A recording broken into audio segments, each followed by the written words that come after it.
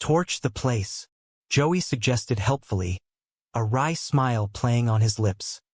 It was a dark joke, a reference to Ryder's previous incendiary activities, but one that felt necessary in the context of their shared history.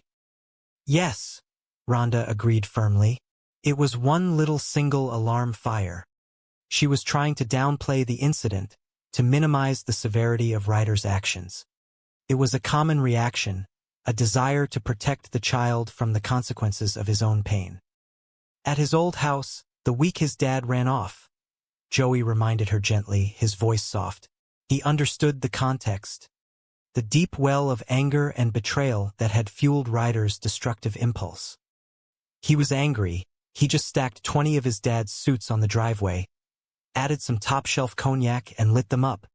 It was a vivid description, a stark reminder of the depth of the boy's distress. In a way, Rhonda conceded, her tone softening slightly. But we all need to let things out every now and then. It was a platitude, a desperate attempt to normalize behavior that was anything but normal. No, we don't, Joey countered firmly. He had spent years in the high-stakes world of finance, a place where control and discipline were paramount. He knew the dangers of unbridled emotion, the destructive power of unchecked anger, the urge to set things on fire we repress. It was a stark philosophy, but one that he believed was essential for survival. Mel emerged from her bedroom, her transformation complete. She was wearing a stunning, form-fitting dress that highlighted her figure, her hair styled in loose waves, her makeup flawless. She looked radiant, a far cry from the exhausted, stressed-out politician she had been just a few hours earlier. "Thanks for babysitting," she said to Rhonda, her voice filled with genuine gratitude. "I haven't had a date since the kids moved in." It was a stark admission, a testament to the all-consuming nature of her new responsibilities. She turned to Joey, a nervous flutter in her stomach. "It's been so long. I'm actually nervous," she confessed, a rare moment of vulnerability. She was stepping back into the dating world, a terrifying prospect for a woman who was accustomed to being in control. "All right, what do you think?" she asked, holding up 2 different pairs of shoes, her expression anxious. She needed validation, a reassurance that she was making the right choice. "These say smart, independent, bright political future. These say former bad girl." She was presenting 2 distinct versions of herself, unsure of which one was more appropriate for the occasion. Joey studied the shoes carefully, a playful glint in his eye. "She's back," he declared, pointing to the former bad girl option. He recognized the spark of rebellion in her, the part of her that was tired of playing by the rules and conforming to expectations. Mel laughed, a genuine, joyful sound that echoed through the room. "What, are you going hiking?" she teased, pointing to his comfortable, worn-in sneakers. That's yours." She was deflecting the attention, turning the joke back on him. It was a familiar dynamic, a comfortable banter that they had developed over the past few months. The moment of light-heartedness was shattered by the sharp, persistent ringing of the telephone. It was an ominous sound, a sudden intrusion of the outside world into their fragile peace. Mel grabbed the receiver, her voice brisk and professional. "Melbourne? Rhonda Chong? Yes, hello?" She paused, her expression changing rapidly from mild irritation to deep concern. Channel School Principal. The title alone was enough to send a chill down her spine.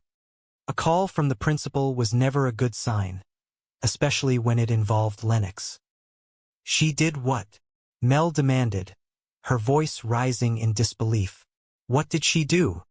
The words were spilling out of her, a desperate plea for information. "When?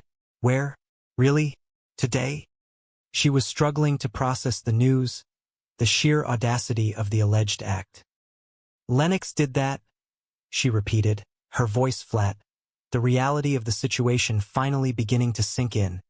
She listened for a moment longer, her expression hardening into a mask of grim determination.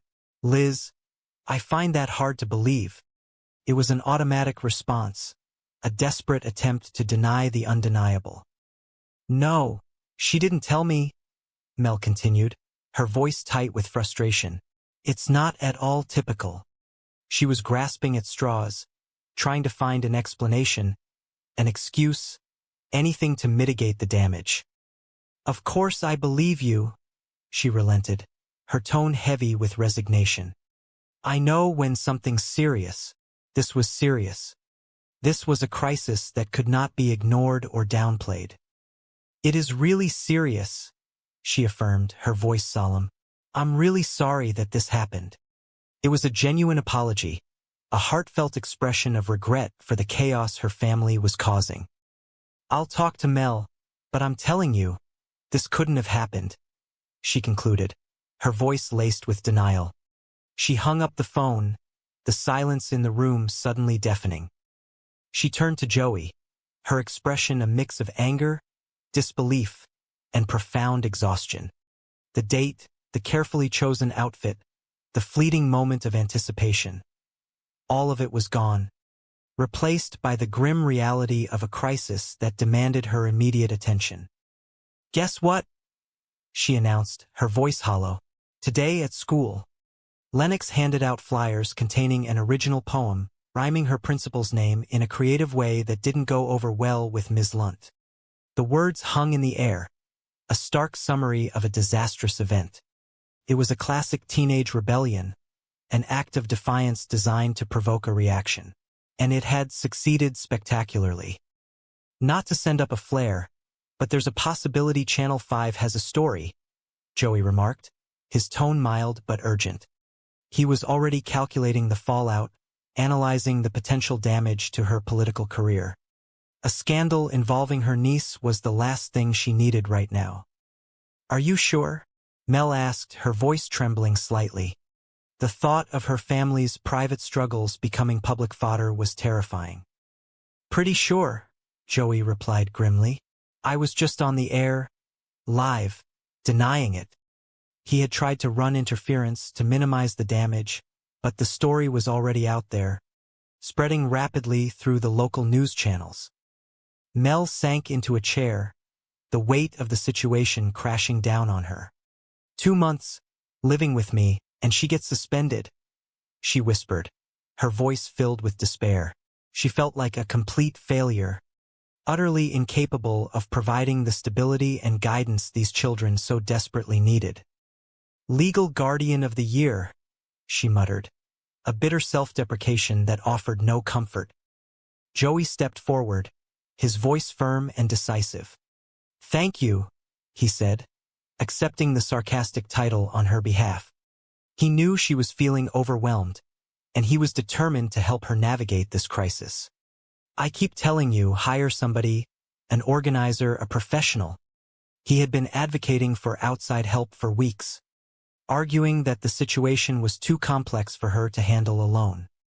Those kids need structure and discipline and possibly electroshock therapy, he added, a dark joke designed to cut through the tension. And you, my dear, cannot do everything, he concluded, his tone gentle but firm.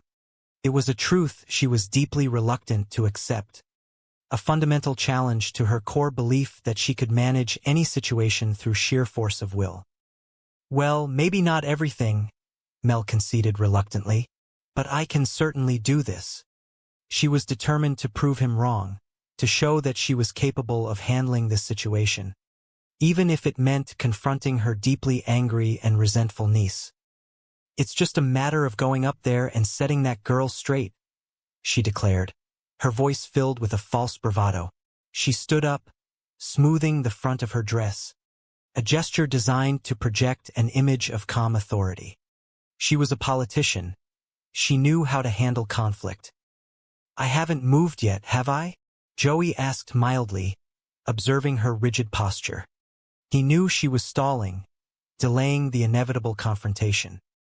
Why isn't my sister here to discipline her own daughter? Mel demanded suddenly, a sudden burst of anger directed at the absent mother who had abandoned her children. Because she's locked up in federal prison, Joey reminded her gently. A stark